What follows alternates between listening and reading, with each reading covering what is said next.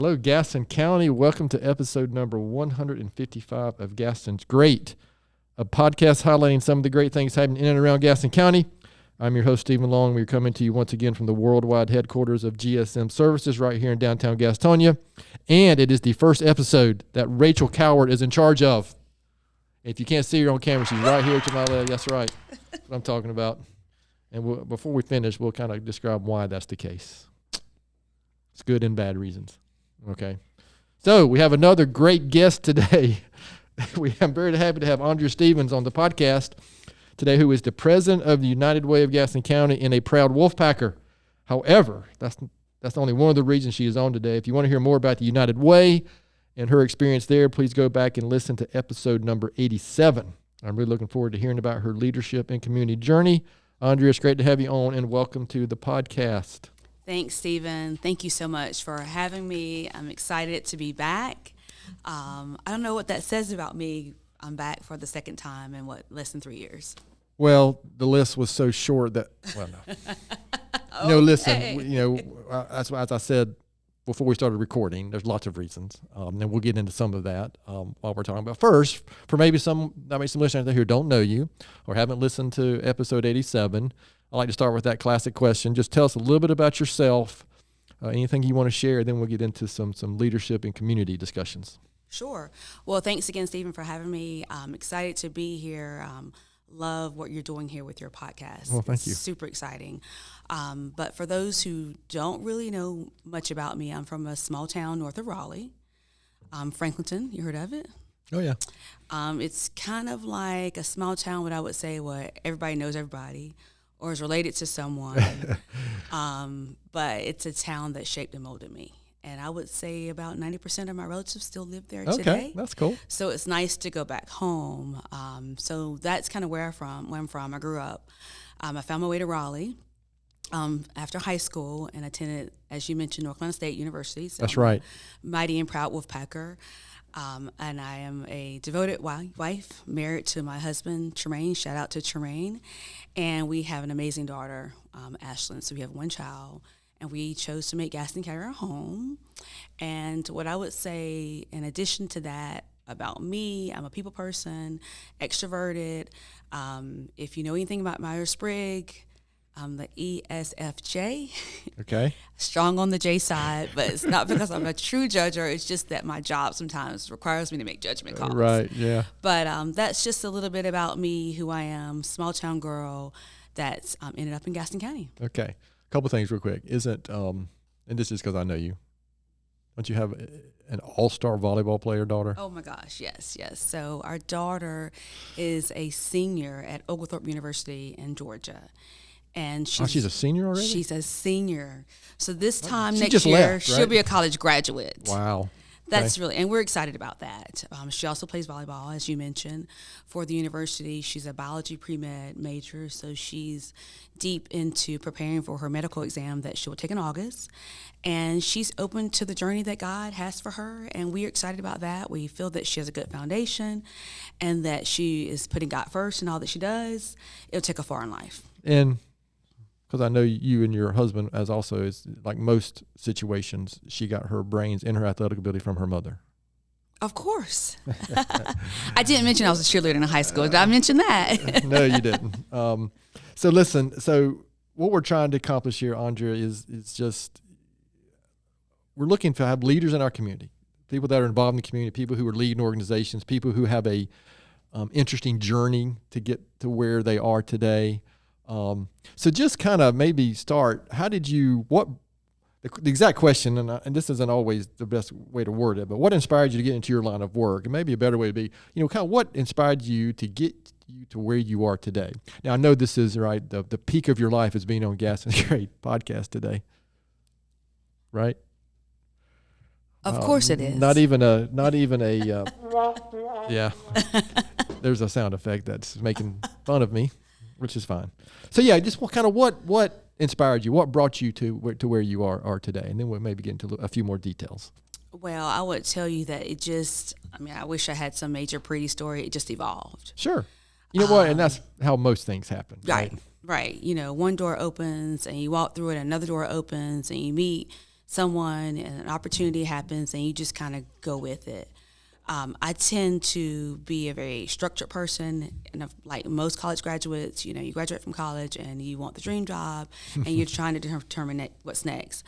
So I graduated from NC State, stayed in Raleigh for a while, was single, get engaged, get married, and shortly after that period of time, Tremaine and we had a child, and he took a job here in Gastonia, and we agreed that I would stay home with our daughter for a year or so, and we just kind of let things happen and let life be. But that first year was very important for both of us. So we moved to Gastonia. Basically, I think it was right at 20 years ago, because Ashlyn's almost 21, and I stayed home with her until her first birthday. And shortly thereafter, she started going to a Mother's Morning Out. Then that turned into a preschool full time, and I decided that, hey, it's time for me to do something. So I applied for a job with Gaston County Schools, and really not knowing anyone in Gaston County, just being a mom and a wife and just enjoying that aspect. But I felt like work gave me structure, and so I wanted to go back into the workforce. So my initial job was in September of, I think it was 2005, with Reese McGlowan, who was then the Deputy Superintendent of Administration for Gaston County Schools. And again, knowing no one, blindly taking this job. Yes, I had a degree in education, but still there's this learning curve where you have to learn. And I worked with Mr. McGlowan for 30 days. And what I did not know is that he was being vetted as the new superintendent for the district. And so 30 days later, the board announced that he was being appointed superintendent and that he had a few months to prepare for his superintendency, which would have been 2006 of April. And he asked me to stay on his team. And he said, we'll figure it out. And the structured person saying, okay, figure this out. What does this mean? Yeah. But that's essentially what happened for the next several years. We figured it out. He built his team.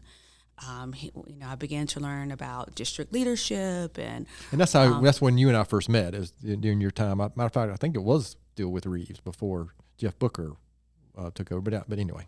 Yes, and so worked with him for, I think it was right at 8 years, and then he shared with me, and I'll never forget this moment. It was in fall, November. He said, "I'm going to announce to the board tonight that I'm going to retire," and of course my heart sank. And he said, "You will be fine." And that's the thing about leadership. He had become a mentor of mine and someone that I could trust and have open dialogue. And he said, "You'll be fine." I felt confident that, okay, I'm going to be fine, regardless of who's in the seat, regardless what happens. And so as time went on, he retired, and then Dr. Booker became our superintendent, and then he asked me to stay on his team, and that was an honor, because when you take a seat as a leader, you get to build your own team. And here were two people who decided that they wanted me on their team, and so that let me believe, okay, they saw something in me that can help them as they lead the district. And so that's essentially what I did. I helped the superintendent behind the scenes and work with their team and lots of members of the board, as well as the public, our internal and our external customers. And we, as a district, we really were a family. And I would say we are a family, because I still look at our district members as family members. And that is a good feeling when you work with someone for so long. You get to know their spouse, their children, you get to know their likes or dislikes. And that's what I believe in leadership. When you're building a culture, it becomes a family. You're spending more time with your associates sometimes than you are with your family. So that's kind of how that part of my career evolved. And 3 years ago, the United Way came knocking, and I would just say it was a God moment. I wasn't looking to make a change, but I had some conversations again with some mentors in my life, and they encouraged me that, hey, you can do this. You're equipped and you're capable. And I just took that leap of faith, and I leaped over to United Way, and I've enjoyed it ever since. All right. So why is it that sometimes it takes others to point out what we're capable of? Because I feel the same way, especially when I was younger. Yeah. Yeah. I mean, I know that's a general question, not just about your journey, but in general, I think I see that. Even here, I see people who don't realize what they can accomplish, themselves. Well, I think sometimes when we look in the mirror, we see one thing, and then on the outside, other people see other things in us. Right. And I operate in the spirit of excellence, right? I'm not going to kid. I'm a perfectionist to a fault, and I'm working on that. I'm working on it. But I operate in a spirit of excellence. And so my goal is always to do the best job that I can do, right? And at the end of the day, when I've put forth my best effort with honesty and integrity, I feel like that's what I'm called to do. And I'm not doing it because I want someone to give me a pat on the back or to give me an award. I'm doing it because that's what I'm supposed to do. It's the right thing to do. Right. And in doing that, I think sometimes people see those gifts in us and they realize, wow, he or she could be doing more. They're capable of X. But we sometimes just don't see it in ourselves, right? It's just a difference. Yeah, I think that that imposter syndrome concept is a real thing.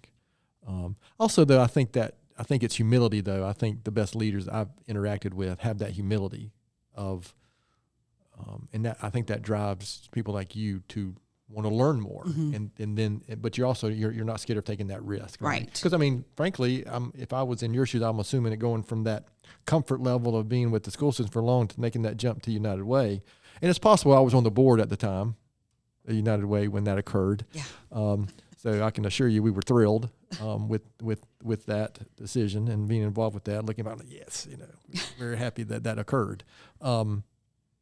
So I said, I just think that leadership journey is interesting, and to your point early on is how things just evolve, right? It's I think we graduate college or finish school, our schooling, and we think it's going to be the straight path, right? And it's just not. It never is. And you don't end up where this image when you graduate or finish school, you don't end up 20 years later, it's probably not where you thought you were going to be. Right. Maybe for some people, but I think for most it's not. Yeah. Tremaine and I just recently had a high school graduate stop by. It's funny, we were like, are we becoming our parents? And really, she just graduated from high school with somebody that Ashlyn played volleyball with, and, she just wanted to talk. And what I realized was that she's uncertain, and that uncertainty right now is making her uncomfortable. Right. Because she checked the box, she graduated, she has her bachelor's degree in business, and the job's not there yet. And I told her, my advice was like, listen, to the 40-something-year-old who's closer to 50 than you probably believe, I'm still trying to figure out what I want to be when I grow up. And it's okay to not know what's next. Just walk through the next door, take the job. You don't know who you're going to meet, network, and then the next door is going to open. And that's very uncomfortable for this college graduate right now. Oh, sure. So our goal is to, help her be encouraged. And we really all don't know what we're doing. We're just trying to figure it out.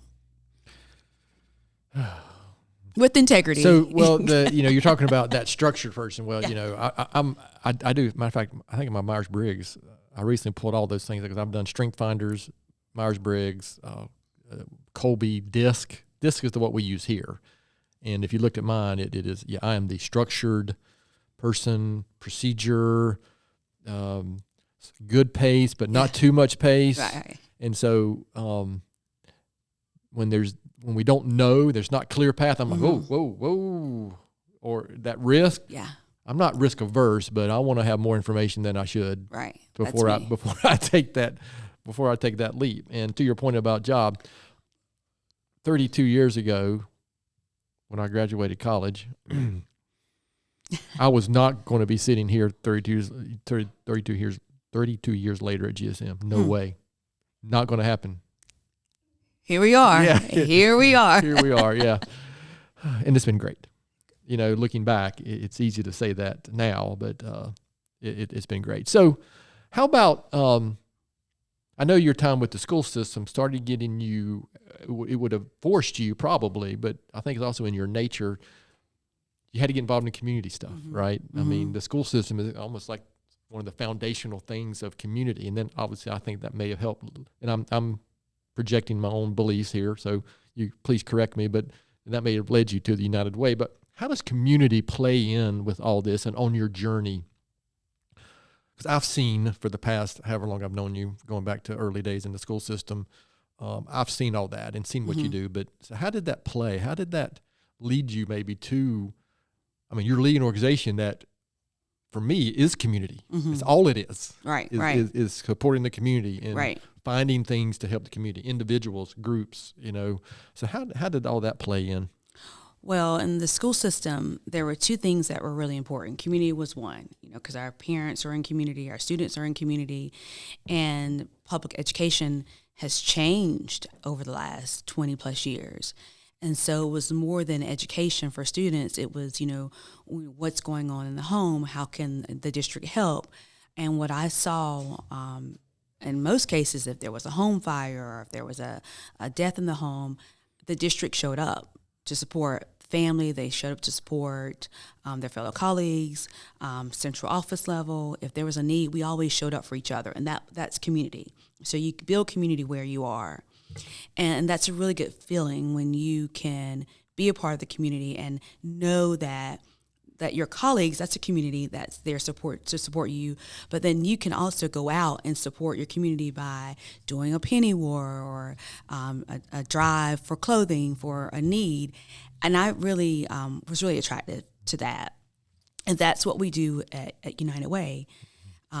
Growing up in a small town, that was my community. My family was my community.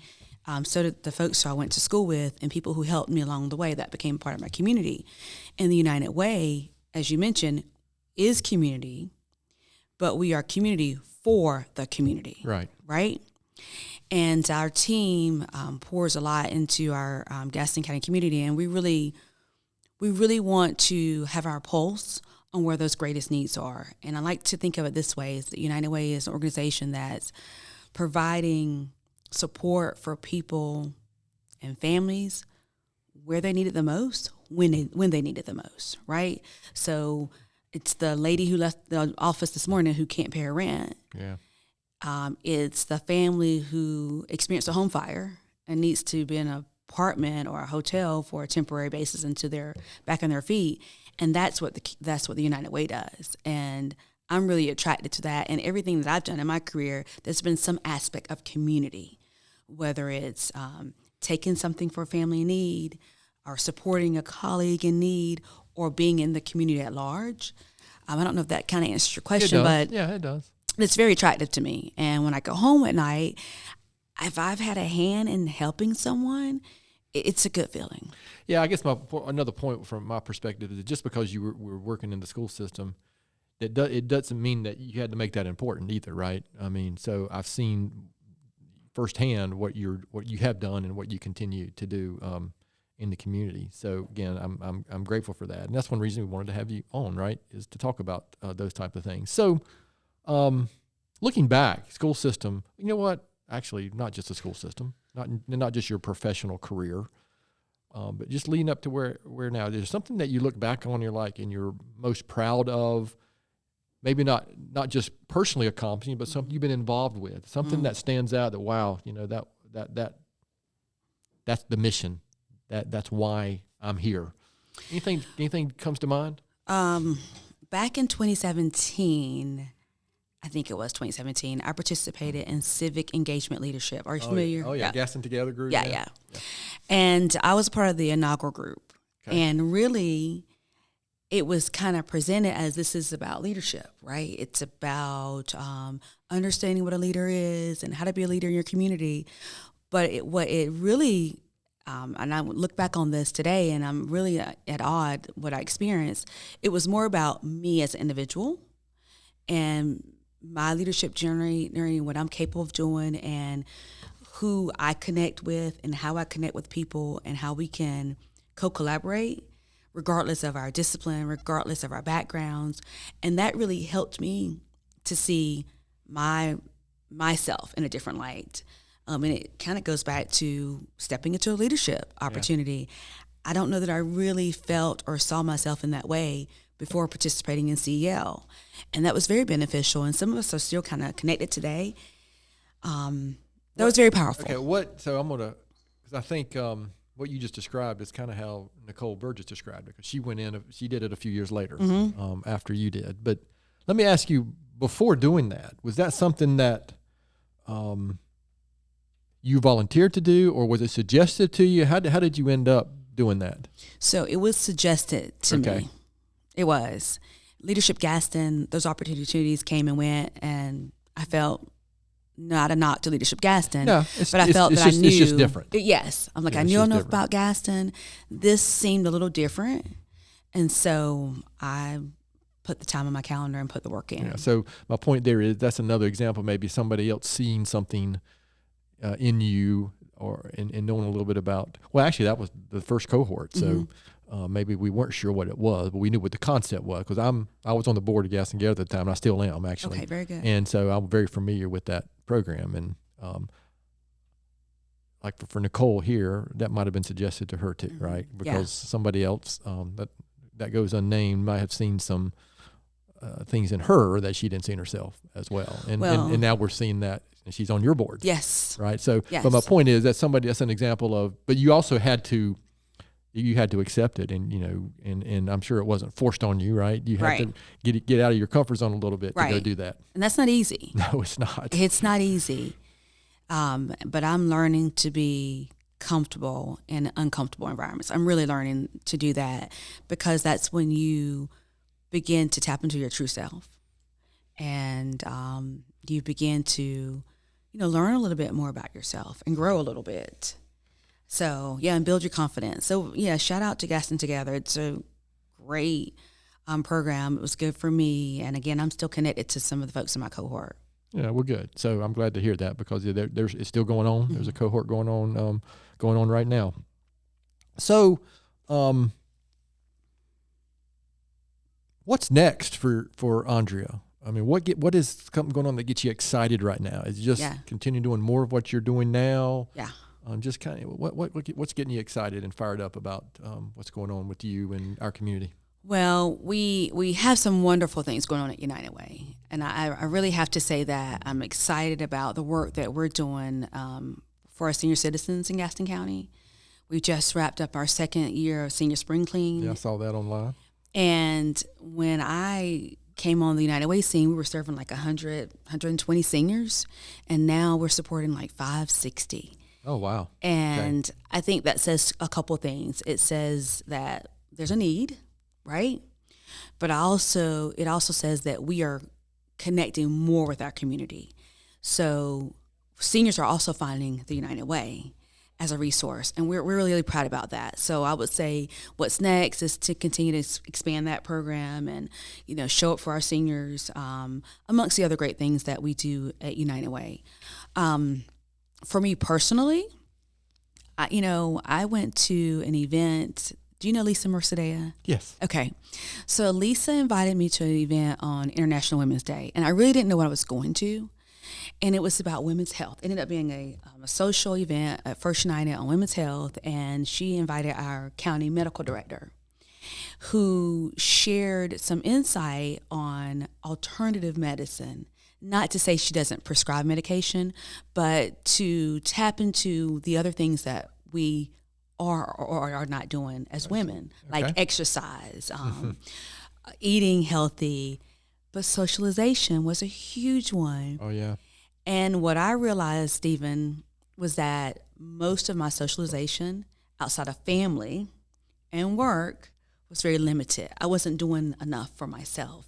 And so what's next for me is to lean more into finding some personal care for myself, and whether that's going out for a run, which I do enjoy running, spending time with some girlfriends on occasion, just kind of building that into my calendar so that I can create some balance. Yeah. So the book I mentioned at the end of last week's episode when Corinda was on was The 5 Types of Wealth. And one of those is social wealth. And I was reminded reading that book about this, I don't know if you're familiar with this Harvard study on happiness that started back in, I think, 1938. Yes. And it's still ongoing. Yes. Which is interesting. But ultimately, there's a lot of stuff to take from it. But one of the biggest messages was social connections and relationships they determined as the number one factor when somebody's happiness and health in general over that long period of time. Mm-hmm. So it's those connections we make. And to your point, that's one reason I got involved with a group called F3. I didn't realize it at the time that was the reason. I thought I was going to get in shape. Yeah. But the purpose of the organization is to bring men together to be better leaders. That's it. But what I've discovered is these connections to these other like-minded people from all different backgrounds and a social connection that is separate from professional and separate from family. Yes. And I think we're learning more about that, especially coming out of COVID. I don't like to say that, we don't bring that up anymore around here. But we learn a lot, I think, from that, right? Yeah. The devastation, that might be hyperbole, but just how bad that is when you're not connected with other people. So I appreciate you bringing that up. And, I think we just don't think about that, right? We don't think on those terms. We're just going about our day and doing our thing, and it's family, it's work, it's family, it's work. Hopefully maybe church. Right. Hopefully, but taking some time for yourself. What are you doing for yourself so you can be better for everybody else in your life? Correct. That's a hard concept. It can seem a little selfish sometimes. Right. And social connections are important, and you feel better after, like I have friends who play pickleball on Friday evenings, and it's just a random text, hey, who's in? And although I'm a structured person, I do kind of like to be organic from time to time, and if I can go, I go. And I feel better on Friday evenings. So yes, I'm working on my social connection. I really am. Don't tell Tremaine, I hope I'm not working on it too much. Tremaine, we'll talk about Tremaine here in a minute, but we'll get back to that. So is there anything I haven't asked that I should have asked? I mean, we got multiple more questions to finish, but is there anything else I haven't asked, something that you really wanted to make sure you get across on your journey, or key factors, any key factors that you can think of? I mean, we'll ask that one important question that we talked about before we started recording, before we finished. But anything else before we kind of start to land the plane here? I think when I look back on my last 20 plus years, what I would say is that, my growing up was not easy. I have a very non-traditional background in terms of my mom being a single parent. And most people might look at me and think, wow, I can't believe that. I didn't know that about her, right? But that was not a hindrance to me taking the next step, to walking to the next door or going on to college and saying yes to some things and no to some things. And so I guess my advice would be to young people out there who are trying to figure it out, or adults trying to figure it out, is that, don't let your circumstances hinder your ability to dream a bigger dream, whatever that is. My mom would always tell us, whatever you do in life, be the best you can at that. And really what she was saying is, like, if you're going to be a custodian, be the best custodian you could ever be. Because to your point and what you've shared, someone may see something in your work, and you are worthy of being seen. So that's kind of my other thoughts is that, and I keep that with me, is just to be the best that you can. Yeah, that's kind of, to me, that's almost like a life philosophy, Andrea. And it takes me back to this.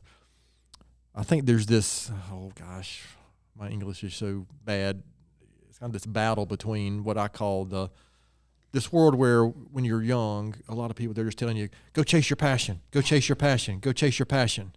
Well, I think there's something with that, but I've become a believer in take your passion to whatever you're doing. And that's what you just described, in my opinion, right? Because every interaction, every profession, every vocation is important and has the opportunity to make an impact. I remember when early on I got involved in the community, I remember sitting in church one day, and Jody Seymour was the minister at First United Methodist. And this, very rarely, I guess I have to admit, very rarely does a sermon just strike me. It should more often, but it just doesn't. Yeah, it's all good. But Jody he was talking about, he wasn't using that frame, that word, bringing your passion, but he was basically saying, you're making an impact every day, whether you realize it or not. Do you want to be intentional about that impact? And he did it from the framework of, I'm the minister at this church, so I have an opportunity every day with all of our staff and our parishioners. And it struck me, gosh, every single day I'm walking into GSM, and at the time they were probably, 70, 80 people here. Now there's 250 plus. Wow. So I have an opportunity every single day that I didn't realize at the time. Yeah. 250 families that I am impacting. Right. but I wasn't thinking about it. So also realized that the culture and impact and how things go here and how things are viewed here starts at the top. And if I come in here with a bad attitude every day, guess what? It's going to infiltrate everybody. Our board just starts at the top, right? Don't need any words from the grandstands over here. Our board, we just read The Energy Bus. Oh, yeah. John Gordon? Yeah. Love John Gordon. And that's a great book, too. Yes. And that's family, it's work, it's your social environment. The energy that you bring, it just ripples. And so, who wants to be around someone who has, bad energy, right? So bring your joy and show up. It's what we do.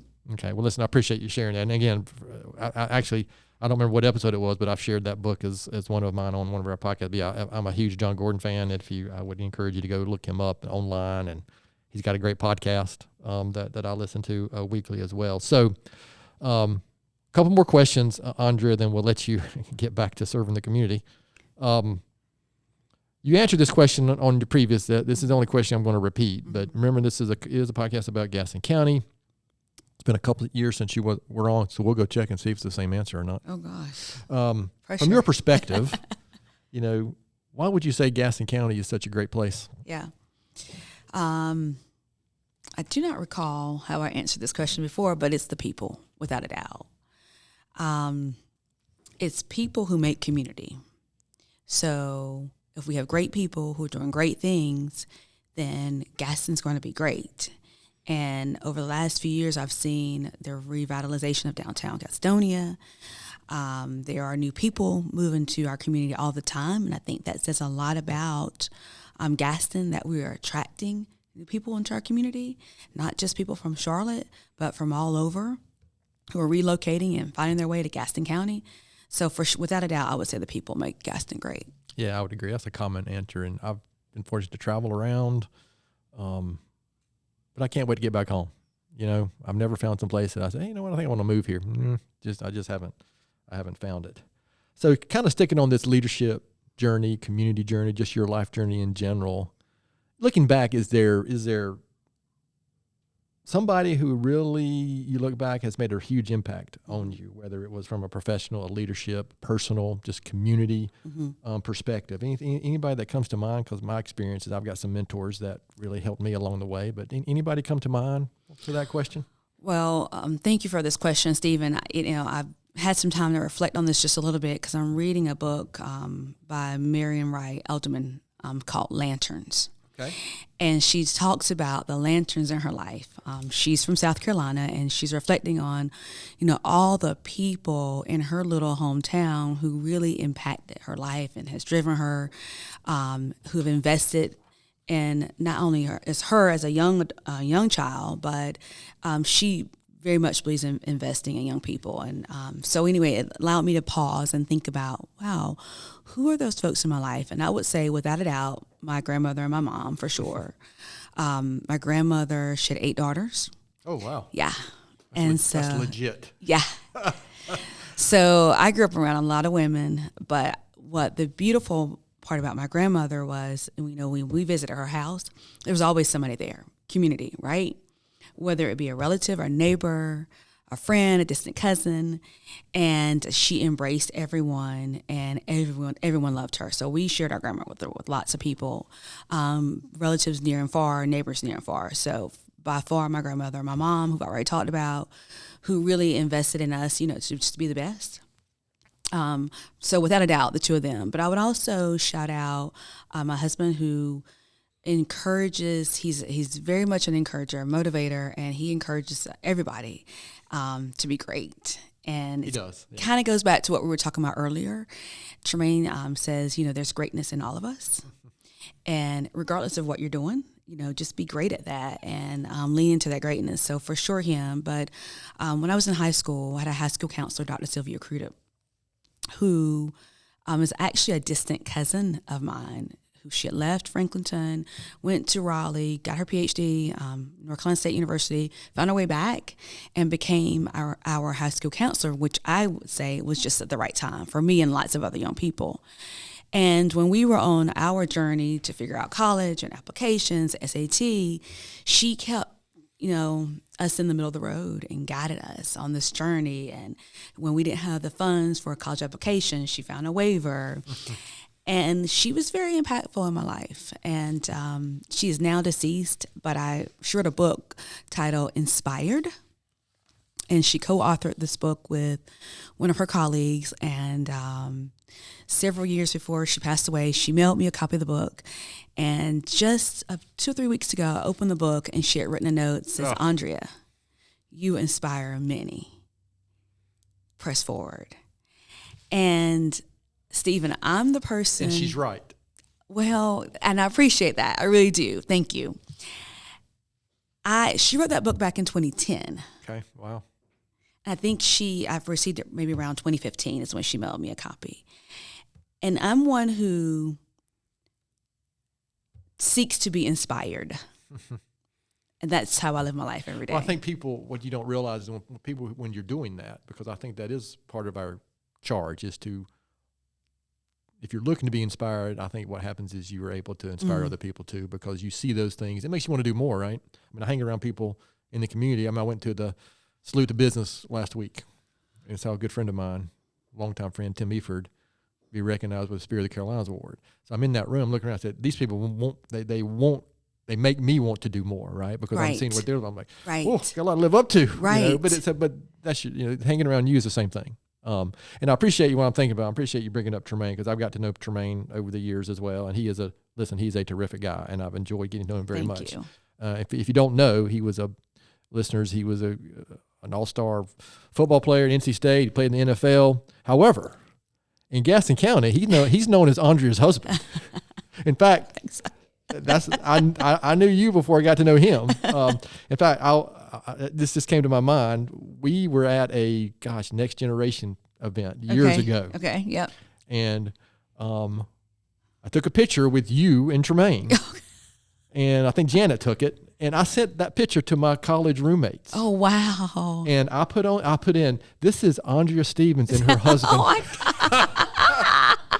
And, I'm sure there was like a pause that, to them. I say, and, they finally said, is that Tremaine? Right. I said, no, that's Andrea's husband. So I just remember that. But I do. You and Tremaine has a great business here in town as well, training, a lot of people to be better and healthier. So I'll give a shout out to him. But, for sure. But listen, this has really been good. I appreciate you sharing that, because I do think, if I look back, there's different people along the path of my path and journey that I didn't realize maybe were mentoring as much until later. Right. It's sometimes I wish I could go back and talk to some of those people, but some of them we can't. Right. But it's nice to hear, somebody sent you that book, and you'll be able to look at that every now and then. So, this has been really good, Andrea. Any last words, anything before we kind of close this episode out? Or where can people go to learn more about United Way, or even Tremaine's business, or anything that you want to share? So I'll shout out a couple of things. Find a mentor if you don't have one. Yeah, absolutely. I have several in my life who, take my phone call, my text. They'll listen to me vent, and they will celebrate, but they also will be very honest with me. And so I appreciate them for that, and they know who they are. So certainly I would encourage everyone to find a mentor. Find your community. If you're not a part of a community, and, your church community, your work community, your social community, find your community. I think it really helps guide you in your leadership journey, and helps you connect with other people. And I think that's a beautiful thing, and do it with joy. And embrace that. Certainly, shout out to Tremaine, Athletic Development Systems, if you're looking to build your workout community, because I understand some people need to work out with other people. Sure. And Tremaine has a facility off of Louisville, Bethesda, Road, and certainly that is a strong community, both for adults and young people. And I have to shout out United Way. We're doing some amazing things. We have a wonderful team. Visit our website at unitedwaygaston.org. Follow us on LinkedIn, Instagram, or Facebook. Reach out. I would love to share more about the great work that we do. I would love having coffee, lunch, and certainly if you're looking to just have some leadership talk, reach out. I'm happy to do it. So thank you. Absolutely. Well, you're welcome. And listen, and as I mentioned before we started recording, I'll cut it a little shorter than we were talking beforehand. But our community is better off because you are here, and Tremaine is here, your family's here, and our communities need leaders like yourself, doing good things in the community. So I appreciate that, and I'm grateful for our friendship over the years, and I've learned a lot from you. So I appreciate that, and I mean, you're a Wolfpacker, so yeah. I mean, you're a good person. That's by default. Well, Stephen, I would say thank you. We, as Wolfpackers, we have to stick together. That's right. You say that again. But honestly, not being from Gaston and moving to a community where, Tremaine and I really didn't know anyone, this community has really embraced us, and we really want to say thank you for that. We want that for everyone. Yeah, good. On their journey. So thanks. I appreciate it. Well, you're very welcome. But listen, I'm going to finish up with my own book recommendation. I typically do a podcast recommendation, a book recommendation, or maybe have a quote for the week. And we're going to we're recording this on Wednesday. What's today? The 28th of May. So it's Memorial Day week, and we're going to release it tomorrow. Correct? So yeah. Sorry, when you're hearing this, it's like I'm speaking in the past or future or something. That seems weird, but anyway, Memorial Day week is an important week for me, just because I believe so strongly in what that day means. And so my quote this week comes from Franklin D. Roosevelt, and I've got a couple books to share as well. And he said, "Those who have long enjoyed such privileges as we enjoy forget in time that men have died to win them." And so just that's something important to remember on Memorial Day, is the freedoms that we have and the luxuries we have they just didn't happen. And I'm going to recommend two my favorite books from the World War II era. And these are basically the two books that, if you've ever seen the miniseries on HBO called The Pacific, these are the two primary books that it was based on. The first one is called With the Old Breed, written by Eugene Sledge, and the second is Helmet for My Pillow, written by Robert Leckie, which were two of the main characters in that series. But again, if you've never read any of that kind of stuff, I would encourage you to read those. Those are two of my favorites from that time. So, to our listeners out there, thanks so much for taking time to listen to today's episode. Please spread the word if you can about the podcast, and please don't hesitate to contact us here at our email address at podcast@gastonsgreat.com. We're always looking for suggestions for future podcast topics and guests. You can find the podcast and subscribe at the website, gastonsgreat.com, and anywhere you listen to podcasts. And please follow us on all our social media platforms. And apparently, giving us a good rating, good 5-star rating, helps the podcast gets noticed. And thanks again to Andrea for being our guest today. Gaston's Great is produced and brought to you for the last time by Naomi Hunt from GSM Services. So Naomi is leaving us, but it has been a great journey, and I'm very grateful for her and her leadership and what she has done for our community and for our company and all of her coworkers. And occasionally she's been on camera, but she's not today. But she can maybe wave her hand and stick your hand out there.